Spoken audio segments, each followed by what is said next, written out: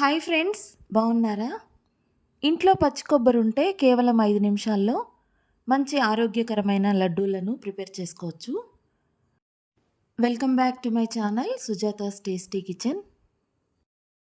ఈ వీడియోలో పచ్చి కొబ్బరి, అటుకులు, పల్లీలు కలిపి లడ్డూ చేసుకునే ప్రాసెస్ని షేర్ చేస్తున్నాను ఫ్రెండ్స్. ఈ ఫెస్టివల్ సీజన్లో ఇంట్లో ఎప్పుడూ పచ్చి కొబ్బరి ఎక్కువగానే ఉంటుంది. ఈ రెసిపీ చేయడం కోసం పచ్చి కొబ్బరి ముక్కల్ని మిక్సీ జార్లోకి తీసుకొని బరకగా గ్రైండ్ చేసి పెట్టుకోవాలి.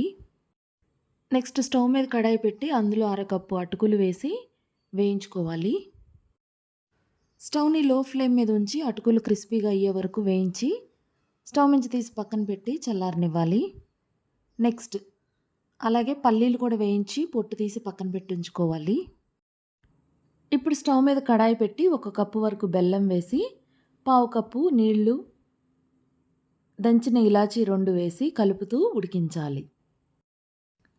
బెల్లమంతా కరిగి పాకం చిక్కబడే వరకు కలుపుతూ ఉడికించుకోవాలి. ఈ విధంగా బెల్లం తీగపాకం వచ్చిన తర్వాత ముందుగా గ్రైండ్ చేసి పెట్టుకున్న కొబ్బరిని 2 కప్పుల వరకు వేసుకోవాలి. స్వీట్ తినాలనిపించినప్పుడు కేవలం 5 నిమిషాల్లో ఈ బెల్లం ఉండలను తయారు చేసుకోవచ్చు. ఈ రెసిపీ అందరికీ తెలిసినదే అయినప్పటికీ అటుకులు, పల్లీలు కలిపి నేను చేసిన ఈ ప్రాసెస్ నచ్చితే లైక్ చేయండి ఫ్రెండ్స్. కొత్తగా చూస్తున్నవారు ప్లీజ్ సబ్స్క్రైబ్.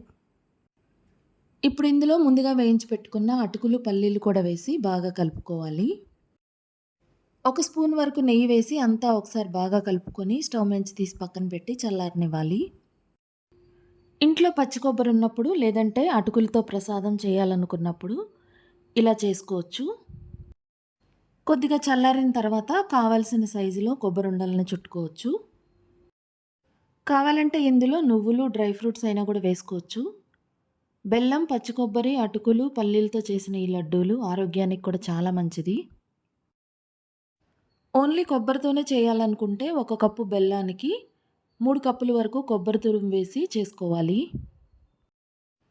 ఈ కొబ్బరుండల్ని మీరు ఒకసారి ట్రై చేయండి ఫ్రెండ్స్. నచ్చితే లైక్ చేయండి. వీలైతే మీ ఫ్రెండ్స్, ఫ్యామిలీ మెంబర్స్కి షేర్ చేయండి. ఈ కొబ్బరుండల టేస్ట్ అయితే చాలా బాగుంది. మా ఇంట్లో అందరికీ నచ్చాయి.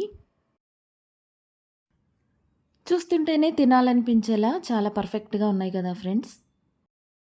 తినేటప్పుడు మధ్య మధ్యలో పల్లి పప్పులు తగులుతూ టేస్ట్ చాలా బాగున్నాయి. Thanks for watching friends.